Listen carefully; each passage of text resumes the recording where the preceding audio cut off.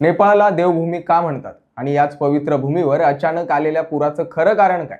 हिमालयाच्या कुशीत वसलेला नेपाळ एका बाजूला पशुपतीनाथ, मुक्तीनाथ आणि जनकपूर सारखी श्रद्धास्थान, तर दुसऱ्या बाजूला हिमालयाची उंच शिखरं, खोल दऱ्या आणि वेगाने वाहणाऱ्या नद्या. पण 26 ऑगस्टच्या सकाळी याच नेपाळमध्ये निसर्गाने अचानक रौद्र रूप धारण केलं. रसुवा जिल्ह्यात भोटे कोशी नदीला अचानक आलेल्या प्रचंड पुराच्या लोंढ्याने रस्ते, पूल, बाजारपेठा, वीज प्रकल्प आणि अनेक संरचना अक्षरशः वाहून गेल्या. पण प्रश्न आहे, हा पूर आला तरी कसा? चला जाणून घेऊया. नमस्कार, मी हर्ष आणि तुम्ही पाहत आहात प्रहार न्यूज लाईव्ह. सुरुवातीला पावसामुळे पूर आल्याची शक्यता व्यक्त होती, मात्र नेपाळच्या हवामान अधिकाऱ्यांच्या माहितीनुसार त्या परिसरात अतिमुसळधार पाऊस झालेला नव्हता. त्यामुळे केवळ स्थानिक पाऊस हे कारण मानता येणार नाही. प्राथमिक उपग्रह विश्लेषणानुसार चीनच्या तिबेट भागाकडील उंच प्रदेशात बर्फ, खडक आणि मातीचा मोठा ढिगारा नदीच्या प्रवाहात कोसळला असावा. त्यामुळे लहंदे नदीचा प्रवाह काही काळासाठी अडला आणि त्यातून तात्पुरता जलसाठा तयार झाला. हा नैसर्गिक अडथळा अचानक फुटल्यानंतर पाणी, बर्फ, दगड आणि चिखलाचा प्रचंड लोंढा भोटे कोशीच्या दिशेने धावला. याच दरम्यान तिबेटमध्ये 4.4 तीव्रतेचा भूकंपही नोंदवला गेला होता. त्यामुळे भूकंपामुळे हिमस्खलन किंवा भूस्खलनाला चालना मिळाली का, याचाही तपास करण्यात आला. मात्र नेमकी कारण साखळी अद्याप तपासाचा विषय आहे. आणखी एक महत्त्वाचा मुद्दा म्हणजे सीमापार माहितीची देवाणघेवाण.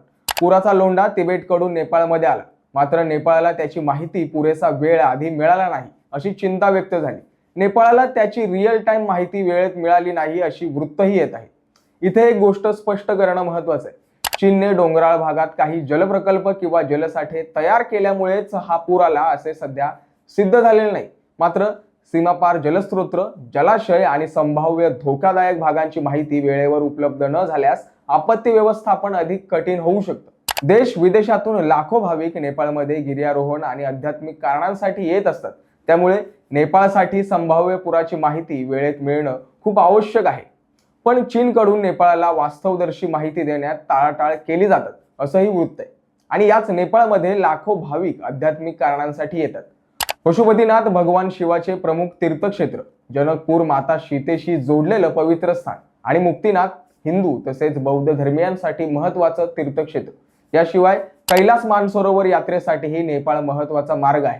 कैलास पर्वत आणि मानसरोवर तिबेटमध्ये असून नेपाळमधील हुमला मार्गानेही भाविक तिकडे पोहोचतात.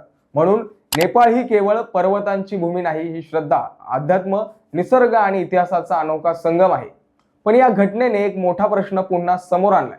हिमालयातील वाढते तापमान, हिमनद्यांची अस्थिरता आणि सीमापार माहितीचा अभाव. भविष्यात अशी आपत्ती आणखी वाढू शकते का? तुमचं मत कमेंटमध्ये नक्की सांगा. व्हिडिओ आवडला असेल तर लाईक करा, कमेंट करा, शेअर करा आणि प्रहार न्यूज लाईनला फॉलो करायला विसरू नका. धन्यवाद.